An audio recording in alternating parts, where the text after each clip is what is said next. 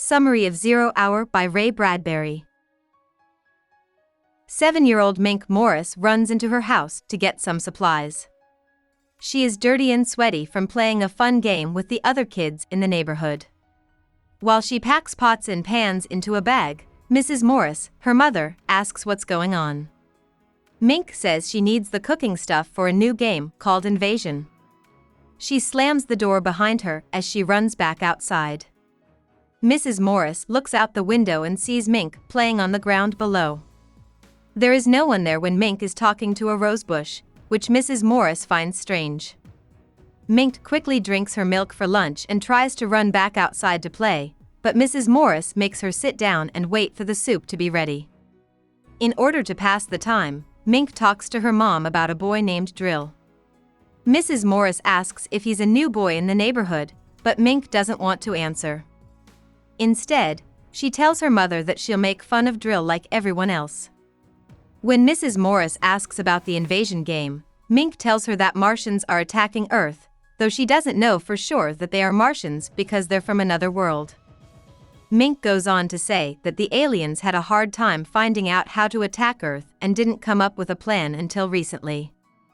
Mrs. Morris tries not to laugh. She says that Drill told her that the aliens needed to be surprised and have help from the enemy, but they couldn't figure out how to get it. But the aliens just recently learned that kids could help them from inside.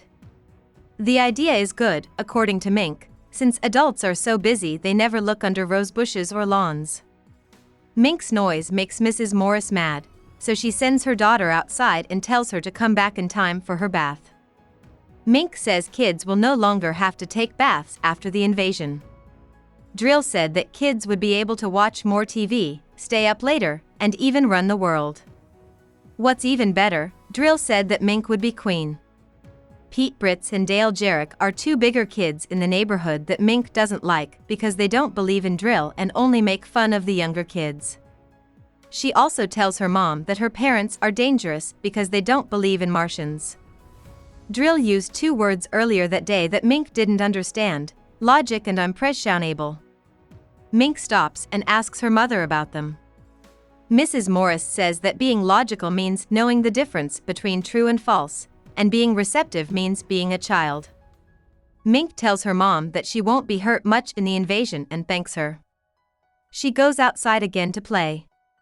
On the video phone call between Mrs. Morris and her friend Helen, they are both surprised to find that their children are playing the same invasion game, even though they live in different parts of the United States.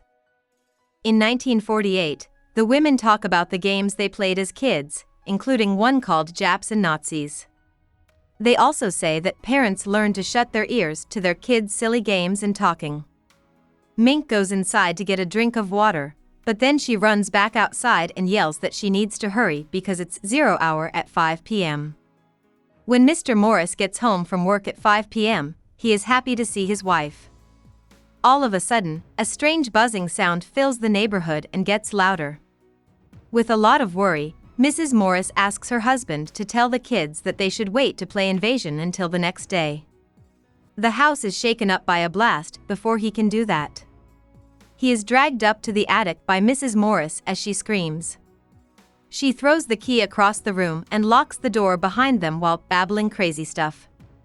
Mr. Morris thinks his wife has gone crazy, but she is actually just overwhelmed by all the little things she has learned and felt all day that make her think the invasion is real.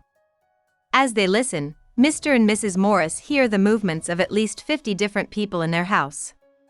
Mrs. Morris begs Mr. Morris to be quiet when he yells that people are being rude in his house. The footsteps are getting louder, and Mink can be heard calling for her parents.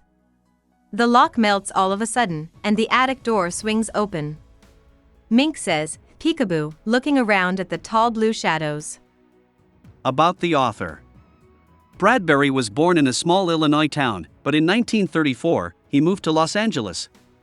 During high school, he wrote short stories that were only published in a few fantasy magazines for a while.